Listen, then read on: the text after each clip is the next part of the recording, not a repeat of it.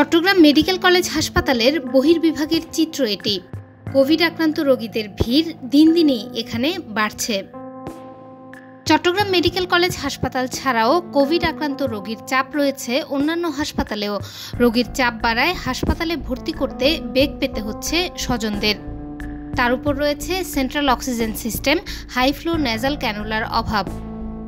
প্রয়োজন হলেও অনেকে আইসিইউতে বেড খালি পাচ্ছেন না, তাই রোগী নিয়ে এক হাসপাতাল থেকে অন্য হাসপাতালে ছুটছেন স্বজনরা।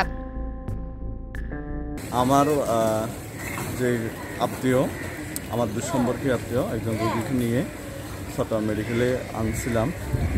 শ্বাস প্রশ্বাসের সমস্যা, কিন্তু অক্সিজেন সংকটের কারণে ভর্তি নিচ্ছে, কিন্তু অক্সিজেন সংকট আর কি, এই কারণে একটু কষ্ট পাচ্ছে।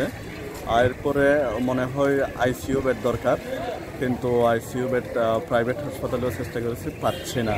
প্রাইভেটে কোথাও নেই, এখনও কোথাও পাওয়া যাচ্ছে না। চেষ্টা করতেছি আর কি, প্রাইভেট হাসপাতালে চেষ্টা করতেছি। এখানে অক্সিজেন আছে, আইসিইউ আছে, বাট সংকট আর কি, যে পরিমাণ রোগী আছে সেই পরিমাণ বেডগুলো নাই। সরকারি বেসরকারি হাসপাতালে কোভিড রোগীর চাপ বেড়েছে জানিয়ে civil surgeon doctor Sheikh Fazle Rabbi জানান, চট্টগ্রাম শহর এমনকি উপজেলা পর্যায়ের সরকারি হাসপাতালে রোগীর শয্যা বাড়ানো হয়েছে। বেসরকারি হাসপাতালগুলোতেও কোভিড রোগীর চিকিৎসার ব্যবস্থার কথা জানান তিনি। শনাক্তের হার এখন 30 থেকে 35-40% মধ্যে ওঠানামা করছে। সংক্রমণের পাশাপাশি আমাদের বিভিন্ন সরকারি বেসরকারি হাসপাতালসমূহে কিন্তু রোগীর চাপ বৃদ্ধি পেয়েছে। আইসিইউ শয্যা বটেই, আমাদের সাধারণ শয্যাতেও কিন্তু বেশ চাপ অনুভূত হচ্ছে। এ কারণে আমরা আমাদের সরকারি শয্যাগুলো বৃদ্ধির পাশাপাশি উপজেলা পর্যায়েও যাতে আমরা রোগীদের সেবা দিতে পারি সে ব্যাপারে উদ্যোগ নিয়েছি। আমরা উপজেলা পর্যায়ে প্রায় 300 থেকে 400 রোগী ভর্তির সুযোগ সৃষ্টি করেছি।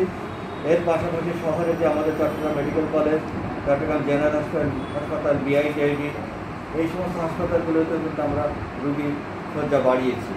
এর পাশাপাশি বেসরকারি পর্যায়েও আমরা উদ্যোগ নিয়েছি যাতে তারা তাদের শয্যা বাড়ায়, এবং ইতিমধ্যে চট্টগ্রামের বেসরকারি হাসপাতালগুলোতে প্রায় কোভিড রোগীর জন্য 3000 শয্যার মতো রোগীর জন্য শয্যা তারা বরাদ্দ রেখেছে। সিভিল সার্জন আরও জানান, এই পরিস্থিতি সামাল দিতে কঠোর বিধিনিষেধের বিকল্প নেই। করোনা সংক্রমণ কমাতে মানুষকে অবশ্যই ঘরে থাকতে হবে।